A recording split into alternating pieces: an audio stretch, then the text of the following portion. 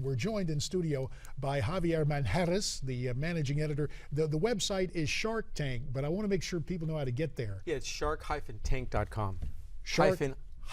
Right. Put the dash in there. Thanks for having me on. It's good to have you, Javier. And joining us from Newsmax New York, who views things left of center. Good to have you, Rick.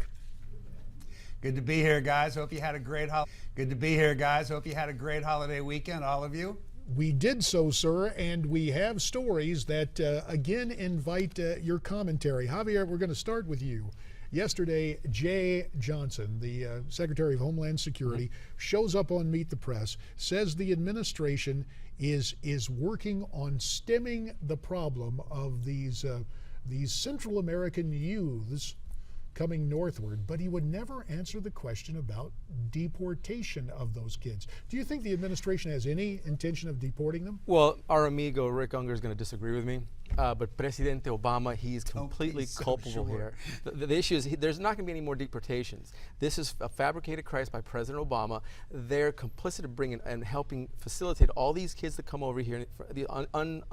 These kids who've come out the border, what, 20, 30, 40, 50,000 kids, because they're going to make such a crisis on the border that's going to overwhelm the government system, the healthcare system, the child services system down there. So people are going to be calling for immigration reform. The government agencies are going to be calling for immigration reform. That being said, what is he going to do? Because there won't be any immigration reform in the Congress. He's going to pull out his pen and sign an executive order of granting amnesty of some sort to these people. You'll see. Just for the Central American kids, or is he going to make it? As a whole, because it's not just Central American kids. Well, Mexico is part of Central America. So yes, I guess all of Central America. No, it's not. No, Mexico's it's not part of Central Mexico's America? part of North America. North America. Well, you know what? Mexico's part of North America. Then, hey, like I said, Mexico's part of North America. Well, geographical faux pas Central notwithstanding, America. Rick, give us your take on this. Will we see an amnesty from the president? Well, I'll tell you where I will agree with Javier. Jay Johnson has to learn how to dodge questions better if he's going to be a politician. That was pretty uncomfortable. He did everything he could to avoid answering a direct question, and it was troublesome. So I'm with you there. I'll give him points on something else, Jay. Javier, you are the first person to give us a logical reason for this great conspiracy of Obama. At least you said it's to so unstabilize the immigration system that Congress has to act. I give you credit for that, because up until now, Governor Perry and everybody else has been saying, oh, it's this mad conspiracy, but never would tell me how it worked to his benefit. So good for you. I don't believe it's a conspiracy. No, you're right. I disagree with you on that, but at least you gave us a logical reason. Thanks. I feel so much better now. Well, Rick, when you hear conservatives blaming the Obama administration for orchestrating this crisis, does a liberal like yourself sit back and smile a little bit? Because whether it's orchestrated or not, it's still a problem that requires a response, not just from Democrats, but also from Republicans. And you're hearing these calls for deportation. If we think back to 2012 in the Republican primary, how well self-deportation went over. I mean, you know, there seems to be, as Nancy Pelosi said, a real opportunity here for your party. Well, you know, I don't sit back and smile, because you got to remember that at the heart of this whole issue, we're talking about kids. And I think that takes precedence. At another time in this country, I think we'd be putting our heads together and saying, okay, how do we best deal with this problem? This is a real problem. This, you know, I don't disagree there. I don't believe that the Obama administration came up with some mad conspiracy to bring them flooding into here. You know, I said at some point or on some show that it is true that Obama has a phone line into every El Salvadoran house. It's pretty silly, but no, there's nothing pleasing about this from a political point of view, because I want these kids to be treated properly. Yeah, they do need to go home. I agree with that, but let's remember that they are children. Well, now, we talk about this, and Javier, you correct me if I'm wrong, but we've been getting reports, and I heard one of the Alphabet Network reporters, kids and moms, kids and moms, kids and moms. We're seeing assessments, 80% of these young people are males 14 to 18. There's been concern about their connections with gangs. It's not all babes in swaddling clothes and toddlers. No, they're saying babes and moms, because they're referring to them as kids. So under 18 here, legal age, U.S. citizen, you become an adult at age 18. That's what it is. That's the way they're trying to sell this to the American public. That's all it is. And like I said, your report is accurate. How many of these are adults that have ties to Mexican drug cartels or even other gangs? MS-13 from El Salvador. I mean, this is. Look, I differ with Mr. Ungar. This is President Obama and his administration have a lot of culpability here. I don't buy it. As he says, he doesn't sit back and laugh. Meanwhile, he sits back and smiles and when he's giving us delivering his remarks. But again, this is a whole sham that the media is actually putting on to run cover for what's happening, and they are running cover for President Obama and the immigration problem on the border. So Javier, in your view, this is a co-conspiracy with the Obama absolutely, administration, absolutely. and the media is totally. Absolutely. Well, here's another way to look at it, Rick. It's not so much, quote, a conspiracy as it is the administration. And I'll give you this point. There's been a failure to enforce immigration law really starting about 1989 in the wake of Simpson-Mazzoli.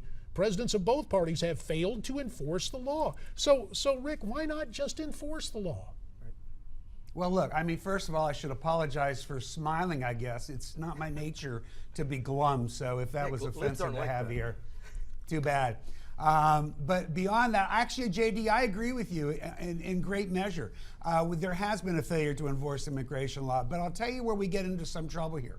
We like to blame administrations, and if you're a Democrat, you want to blame the Republicans. If you're a Republican, you want to blame the Democrat. The truth of the matter is, prior to this past year, we saw a significant decrease in people coming over the border illegally. I will note that it is going back up, so you're correct in raising the issue. I also want to comment on this gang thing. Guys, if you think that gangs needed the benefit of what we've just seen happening over the past 6 months to get across the border, you're not paying attention. Gang members have been crossing back and forth in and out of this country in the drug trade for a very long time. So to color what's happening as being some gang thing, I'm sorry, that's extremely disingenuous. But it's also disingenuous for the network anchor, the network White House correspondents to come on and say, moms and kids, moms and kids, moms and kids. The real danger here, though, is the moms and kids. Is the generalization of lumping, just as in the overall debate on immigration reform, is lumping all these people into one group. And what's not being talked about is who are the kids who maybe have legitimate claims to stay in this country better off than they would be in their own country, and who are the adults that do have gang relations that need to be sent back to their home. And that's what we're not hearing about. The processing, I guess, is going on. We see these people being sent to other parts of the country, but there's no real serious discussion on breaking down who these folks actually are and getting that information out to the American people. Just because you're not hearing it doesn't mean it's not happening. There's a lot of things that you and I do every day that nobody hears about. I'm not sure it may not be happening, and then it's fair for you to criticize. But Rick, a lack of transparency is part of the problem. You have to agree with that. Well, what do you think they should be telling us? How many people they processed and where? Maybe letting sitting members of Congress go to these facilities. Like Jim Burdenstein, who's going to be on the show here. But that's not really where the processing is taking place. That's where they're collecting them, number one. I do agree that they should be letting members of Congress into those facilities. No argument there, but that's not really what we're speaking to. We don't know what the processing process is. The only thing we've been told, and you can question that, is that it's being done on a quicker basis than what is usually being done. But I mean, just because we don't know it doesn't mean it's not happening. And by the way, guys, who were on those buses that encountered the I don't want to say riots, that's not fair, but the protesters in Southern California? It was not gang members. There may have been one or two there, but it was in fact mothers and children. We know that.